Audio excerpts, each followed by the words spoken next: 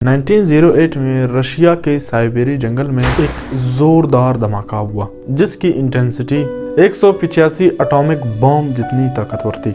इस धमाके की वजह से एक ही झटके में 8 करोड़ दरख्त या फिर 5 लाख एकड़ जंगल की जमीन राख बन गई। मगर फिर साइंटिस्ट वहां पहुंचे तो किसी किस्म का कोई क्रेटर नहीं मिला। यहाँ सिर्फ हर चीज जली हुई पाई गई क्योंकि ये धमाका टंगुस्का रिवर के पास हुआ था, क्योंकि इसको टंगुस्का रिवर का नाम दिया गया है। लोगों ने बताया कि 13 जून 1908 सुबह 7:15 में आसमान से एक फायर बॉल गिरते हुए देखा गया और उसके बाद सेंटन सेब्रिया में एक जोरदार धमाका हुआ। लोगों ने आसमान में एक चमकदार रोशनी देखी और उससे निकलने वाली गर्मी इतनी तेज कि लोग बेहोश हो गए। इसका साइज तकरीबन 5 स्टोरी बिल्डिंग से बड़ा, जबकि अंदाजे के मुताबिक इसका वजन 20,000 अफ्रीकन एलिफेंट जितना। लेकिन फिर भी ना ही कोई क्रेटर मिला और ना ही कोई मलबा। रशिया ने पहले ही साइंटिफिक टीम साइड पे 1927 में भेजी, यानी इस वाक़ये के 19 सालों के बाद।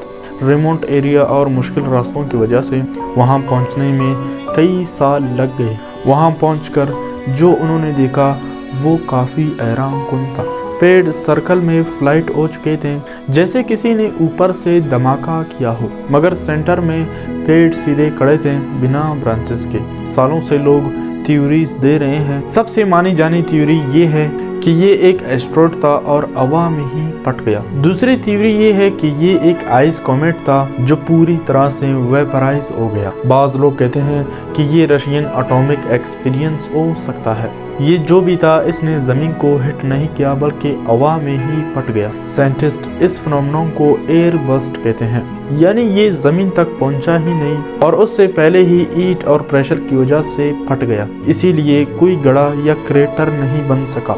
इस जगह पर अब दरख्त तो ग्रो कर रहे हैं, लेकिन कुछ जगहों पर दरख्त सीधे नहीं बल्कि टेढ़े मेढ़े हैं। इनका पैटर्न दूसरी दरख्तों से काफी अलग नजर आता है। तो यही थी हमारी आज की स्टोरी। आई होप आप लोग पसंद आएगा। मिलते हैं मैं और आप अगले एक शानदार वीडियो में। तब तक के लिए अल्लाह हाफिज।